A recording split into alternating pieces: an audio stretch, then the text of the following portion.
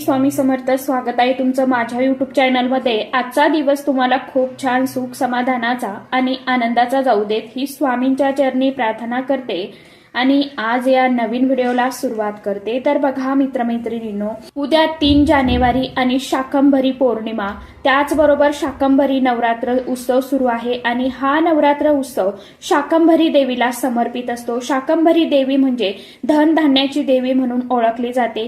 वर्षभर आपल्या घरामध्ये धनधान्याची कमतरता, उणीव, चणचण भासू नये आणि शाकंभरी देवीचा आपल्यावरती कृपा आशीर्वाद हा अखंड राहावा. आपल्या घरामध्ये धनधान्याची समृद्धी यावी, त्याचप्रमाणे धनधान्यामध्ये वाढ व्हावी यासाठी शाकंभरी नवरात्रीमध्ये माता देवीचं पूजन केलं जातं. शाकंभरी देवी म्हणजे साक्षात अन्नपूर्णा देवीचं एक स्वरूप आहे. त्यामुळे बघा, उद्या शनिवारी शाकंभरी पौर्णिमा आहे आणि आपल्याला अन्नपूर्णा देवीला ही एक वस्तू न विसरता अर्पण करायची आहे. त्याचप्रमाणे उद्या शाकंभरी पौर्णिमा असल्यामुळे उद्या उठल्याबरोबर तुम्ही एका ठिकाणी अवश्य एक दिवा सुद्धा लावायचा आहे. बघा, आपल्या हिंदू धर्मशास्त्रामध्ये दिव्याला खूप अतिशय अत्यंत विशेष अनन्यसाधारण असं महत्व आहे. भलेही तुम्हाला एखादी सेवा खूप वेळ देऊन करणं शक्य होत नाही, पण तुम्ही फक्त मनोभावे विशिष्ट ठिकाणी विशिष्ट तिथींवरती जर असा एक दीप प्रज्वलित केला तर आपली सेवा जी आहे तर ती देवी देवतांपर्यंत पोहोचते असं देखील म्हटलं जातं. म्हणूनच म्हणतात की अग्निदेवतेच्या साक्षीने पूजा केल्याने ते भगवंतापर्यंत लवकर पोहोचत असते.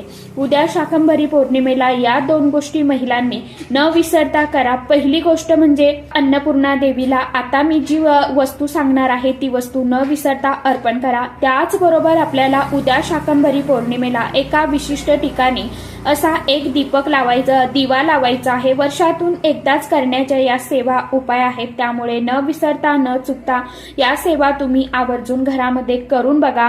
सेवा शक्यतो महिलांनी करा, कारण की महिला ज्या असतात तर त्या बघा घराची गृहलक्ष्मी असते आणि लक्ष्मीने लक्ष्मीसाठी केलेली सेवा ही कधीही जास्त विशेष फलदायी आणि प्रभावी ठरत असते. त्यामुळे स्त्रियांनी उद्या न विसरता हे 2 उपाय करायचे आहे. शाकंभरी देवीचं नवरात्र आता सुरू आहे, त्यामुळे शाकंभरी देवीची उपासना जर तुम्ही केली तर येणारे वर्ष सुख समृद्धीचं भरभराटीचं जातं. आपल्या घरामध्ये अन्नधान्याची कमतरता पडत नाही. आणि बघा, आताच हा जो महिना सुरू असतो पौष महिना, यामध्ये भरपूर साऱ्या भाज्या उपलब्ध असतात, भरपूर सारी पिकं खुलून आलेली असतात. त्यामुळे आपल्या शेतामध्ये आलेली जी काही पिकं किंवा जी काही अन्नधान्य आहे त्याचा नैवेद्य माता शाकंभरी देवीला दाखवला जातो आणि वर्षभर आम्हाला असे सुख समृद्धी दे. त्याचबरोबर आमच्या घरामध्ये कधीच अन्नधान्याची उणीव कमतरता पडू देऊ नको आणि वर्षभर शाकंभरी देवीच्या कृपा आशीर्वादाने अशाच प्रकारे भरघोस पीक आमच्या शेतामध्ये घरामध्ये येऊ दे. अन्नधान्य जे आहे तर ते भरपूर प्रमाणामध्ये उपलब्ध व्हावं अशी प्रार्थना केली जाते. यामागे एक कथा आहे. पण बघा, खूप पूर्वी या पृथ्वीवरती दुष्काळ पडलेला आणि त्यामुळे अन्न धान्य किंवा कोणतीच पिकं जी आहेत तर ती उगवून येत नव्हती. त्यामुळे सगळीकडे दुष्काळ पडला होता. तेव्हा सगळ्या देवी देवतांनी देवी आई भगवतीची उपासना केली आणि सर्व देवी देवतांनी अशी प्रार्थना केली की हा जो दुष्काळ पडलेला आहे तर पृथ्वीवरती तो जाऊन या पृथ्वीवरती भरघोष पीक यावं आणि सगळी प्रजा सुखी व्हावी, सर्व देवी देवता सुखी व्हावे. यासाठी बघा, माता देवी शाकंभरी देवीचे स्वरूप घेतले आणि तेव्हापासून शाकंभरी नवरात्र उत्सव साजरा करण्यात येऊ लागला आणि शाकंभरी देवी प्रसन्न झाल्यामुळे सगळीकडे जोमाने पीक बहरून आले आणि अन्नधान्य जे आहे तर ते भरघोस प्रमाणामध्ये मिळू लागलं. त्यामुळे शाकंभरी देवीला आपण अन्नधान्याची देवता असे देखील म्हणतो.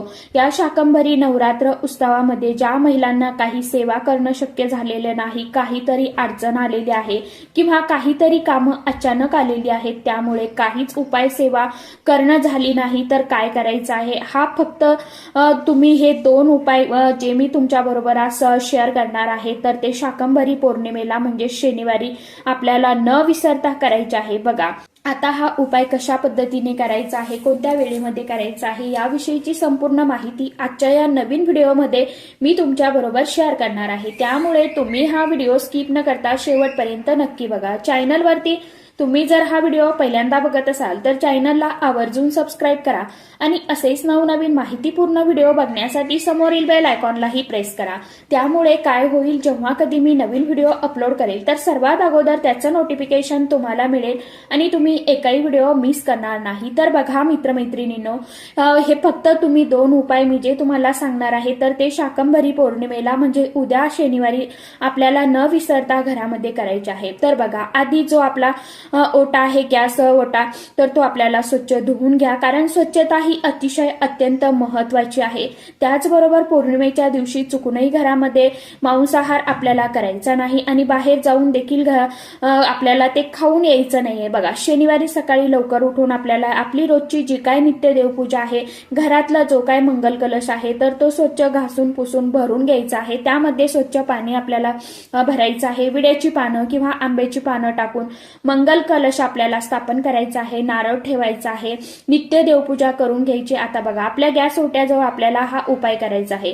तर आपल्याला काय करायचं आहे, उद्या शनिवारी आंघोळ वगैरे केल्यानंतर, नित्य पूजा केल्यानंतर, तुळशीचं पूजन केल्यानंतर पंती घ्यायची आहे किंवा धातूचा कुठलाही दिवा घेऊ शकता तुम्ही, काही हरकत नाही। आधीचा किंवा पितळेचा दिवा घ्या, कोणताही घेतला तरी चालणार आहे।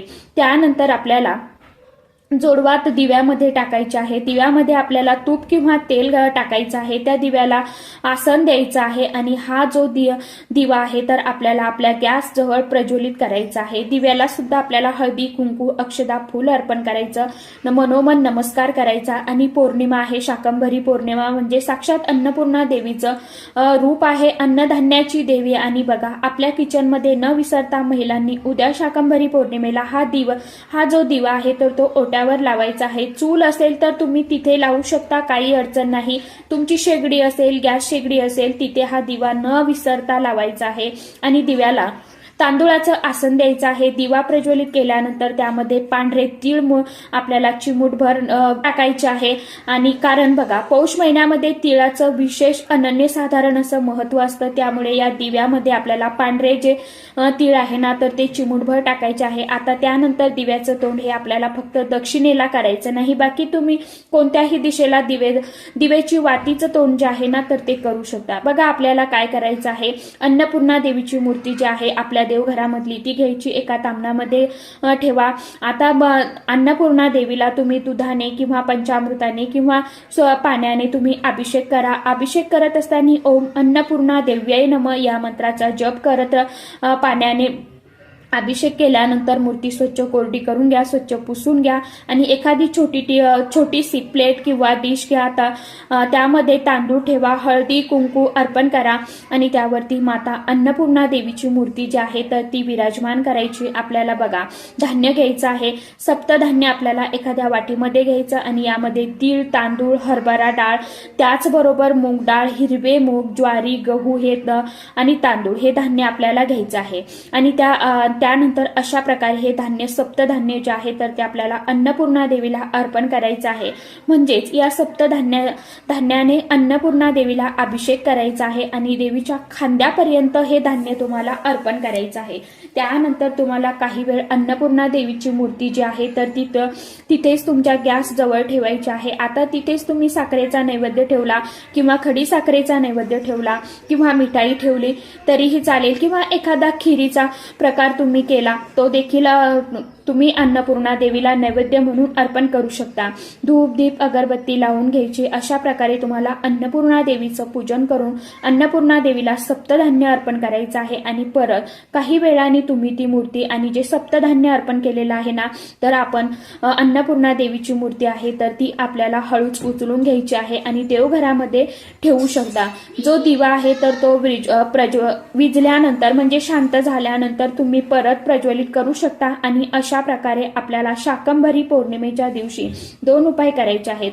वर्षभरातून बघा, शाकंभरी पौर्णिमे दिवशी हा उपाय करण्याला खास विशेष अनन्यसाधारण असं महत्व आहे.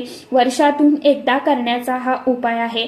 सर्व महिलांनी उद्या शनिवारी हा जो उपाय आहे तर तो सर्वांनी नक्की करून बघा. फक्त उपाय करत असताना मनामध्ये श्रद्धा ठेवा, जप करत राहा आणि खास करून म्हणजे उद्याच्या दिवशी आपल्याला आपल्या घरामध्ये महालक्ष्मी अष्टकम, श्री सुक्तम ह्या अशा सेवा ज्या आहेत तर त्या करायच्या आहे. सोबतच आपल्या कुलदेवीची देखील सेवा करायची आहे, कुंकुमार्चन करायचं आहे आपल्या कुलदेवीच्या टाकावरती, फोटोवरती, मूर्तीवरती. किंवा मग मला शक्य असेल तर ज्यांना शक्य आहे त्यांनी उद्याच्या दिवशी आपल्या घरामध्ये भगवान सत्यनारायण देवताची पूजा सुद्धा करू शकता. म्हणजेच अर्थातच आपण केंद्रानुसार जो महिन्याला म्हणजे संकल्प करून 11-12 पौर्णिमेचा संकल्प करून सत्यनारायण पूजा करत असतो ती पूजा तुम्ही करू शकता. आजची म्हणजे उद्याची जी पौर्णिमा असणार आहे तर ती वर्षातली पहिली पौर्णिमा असणार आहे आणि इंग्रजी का होईना नवीन वर्षाला सुरुवात झालेली आहे. तर उद्यापासून तुम्ही 12 पौर्णिमेचं व्रत सुद्धा करू शकता. तर आता सत्यनारायण पूजन कसं करायचं आहे त्याविषयीचाही व्हिडिओ आपल्या चॅनलवरती आहे. ज्यांनी बघितला नाहीये त्यांनी तो बघू शकता. फक्त तो व्हिडिओ जुना असेल. बऱ्याचशा व्हिडिओमध्ये मी सांगितलेलं आहे की घरच्या घरी सत्यनारायण पूजन कसं करावं. ज्यांना समजा त्या विषयावरती माहिती हवी असेल तशा त्यांनी मला कमेंट करा, त्या विषयावरती मी व्हिडिओ नक्कीच बनवेल. तर सांगितल्याप्रमाणे नक्की उद्याच्या दिवशी जे धान्य सांगितलं आहे तर ते अन्नपूर्णा देवीला अर्पण करायचं आहे. आशा करते व्हिडिओमध्ये सांगितलेली माहिती सर्वांना समजलीच असेल. ज्यांना काही गोष्टी समजल्या नसतील किंवा काही अडचण असेल तर त्यांनी कमेंट करू शकता. तर चला, आजच्या व्हिडिओमध्ये इतकीच माहिती होती. कशी वाटली नक्की सांगा. व्हिडिओ आवडला तर चॅनलला आवर्जून लाईक, शेअर, सबस्क्राईब जरूर करा. परत भेटूया नवीन माहितीसोबत, नवीन व्हिडिओसोबत. तोपर्यंत सर्व माझ्या युट्यूब परिवाराला श्री स्वामी समर्थ.